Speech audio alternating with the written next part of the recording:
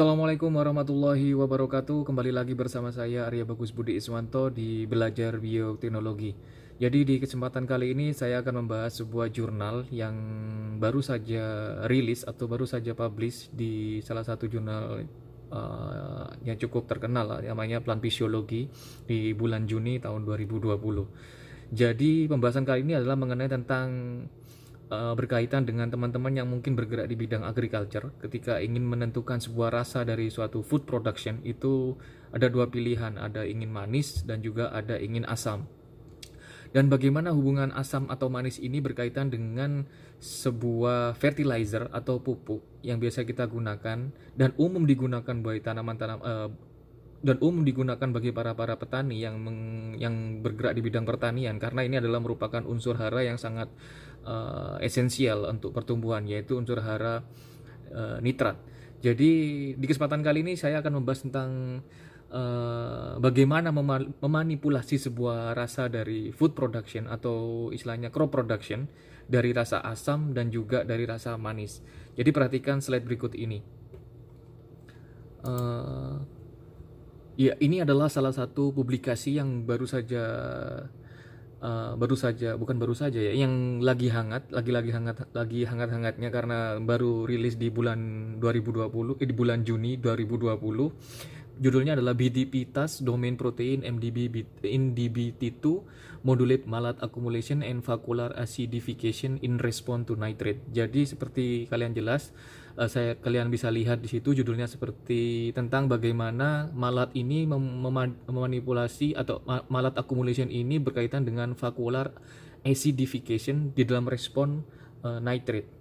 Dan untuk lebih jelasnya saya akan bagikan link downloadnya. Kalian bisa cek di deskripsi saya sertakan nanti. Kalian juga bisa baca secara detail bagaimana mereka menganalisa, bagaimana mereka menemukan sebuah komposisi nitrate itu sendiri untuk memanipulasi sebuah rasa dari buah apel, dari rasa asam dan juga manis. Jadi kunci utamanya adalah nitrate fertilizer, pupuk N. Jadi mereka menganalisa penentuan jumlah pupuk N itu rendah atau tinggi. Kemudian malat accumulation atau kandungan malat itu sendiri. Jadi kandungan malat itu menentukan dari sebuah rasa asam atau manis. Kemudian yang ketiga adalah hubungan antara nitrate dan juga malat. Kita akan membahas sedikit atau briefly membahas tentang bagaimana molekular mekanisme antara nitrate dan juga malat di dalam suatu tanaman. Dan hal yang perlu kalian pertimbangkan di sini adalah kandungan malat dipengaruhi oleh beberapa faktor. Jadi tidak bisa mengeneralisasikan bahwa malat ini hanya dipengaruhi oleh satu faktor, yaitu kandungan pupuk nitrate. Tapi yang terpenting di sini adalah environmental factors, yaitu nutrient availability atau kandungan nutrien, kemudian juga ada salinity atau kegaraman, dan juga ada temperatur atau suhu, dan juga ada irigasi. Yang kedua adalah kandungan malat itu berpengaruh terhadap sebuah rasa beberapa tanaman pertanian. Jadi sudah ada literatur sebelumnya, sudah ada referensi sebelumnya, dan sudah ada pembahasan sebelumnya tentang bagaimana memanipulasi sebuah malat composition itu dari beberapa contoh tanaman pertanian, yaitu ada anggur, ada tomat, dan juga ada apple yang baru-baru ini aja terpublikasi. Kemudian ada poin ketiga di sini apa? Apakah konsep ini dapat diaplikasikan ke seluruh tanaman? Jadi sebagai acuan kalian ketika ada sebuah publikasi yang menganalisa tentang kandungan pupuk, penentuan kandungan atau mengatur jumlah pupuk nitrate yang diberikan kepada suatu tanaman itu dapat mengontrol rasa sebuah buah, yaitu dari rasa asam dan juga rasa manis. Kalian bisa kembangkan nanti, khususnya buat teman-teman yang bergerak di bidang agriculture, itu bisa memanipulasi kandungan N itu sendiri untuk menentukan rasa asam dan juga manis dari tanaman kalian. Dan yang terakhir di sini adalah inilah gunanya belajar bioteknologi. Kita tidak hanya mengetahui secara luarnya saja, tapi kita ingin mengetahui di dalamnya bagaimana molekular mekanisme atau link antara nitrat signaling dan juga malat accumulation. Jadi seperti yang dijelaskan di jurnal ini, yaitu tentang low nitrate fertilizer ini akan menginduksi atau menciptakan sebuah produk pertanian atau sebuah produk tanaman yang dibahas di sini yaitu apel dengan rasa yang sour atau asam. Tapi kalau kita lihat di sini dengan high nitrate fertilizer atau menginduksi banyaknya nitrate dalam sebuah tanaman, ini akan menciptakan tanaman yang memiliki rasa mild dan manis. Ya, kemudian bagaimana hubungan atau molekular mekanisme antara nitrat dan juga malat dari segi dalam tanaman itu sendiri. Jadi kalau kita lihat di slide-nya itu kita bisa mengamati bahwa kandungan nitrat ataupun banyaknya nitrat yang kita berikan itu bisa mempengaruhi aktivitas dari sebuah protein yang namanya MDB-T2.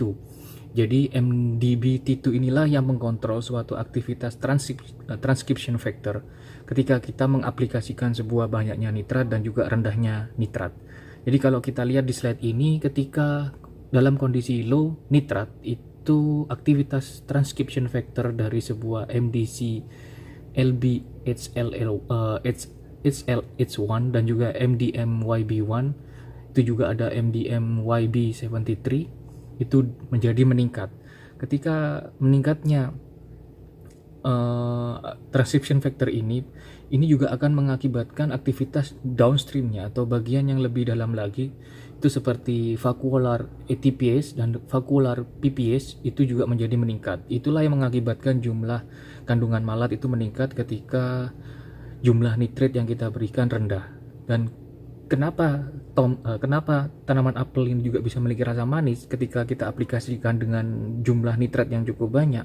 Itu dikarenakan dengan banyaknya nitrat ini akan menghambat suatu aktivitas atau bukan menghambat, akan meningkatkan sebuah aktivitas MDB-T2. MDB-T2 inilah yang menghambat suatu aktivitas transcription factor seperti yang dijelaskan di situ dan akan mengakibatkan jumlah malat itu semakin rendah. Inilah yang nantinya kalian bisa lihat secara langsung di jurnal yang saya bagikan di kolom deskripsi. Jadi silahkan kalian baca, silahkan kalian pelajari bagaimana mekanismenya low nitrate atau high nitrate can effect atau dapat mengaruhi sebuah rasa dari tanaman apel itu sendiri. Jadi pembahasannya cukup sekian dulu. Apabila ada pertanyaan silahkan tulis di kolom komentar atau bisa kontak saya melalui link yang saya bagikan di kolom deskripsi. Jadi assalamualaikum warahmatullahi wabarakatuh.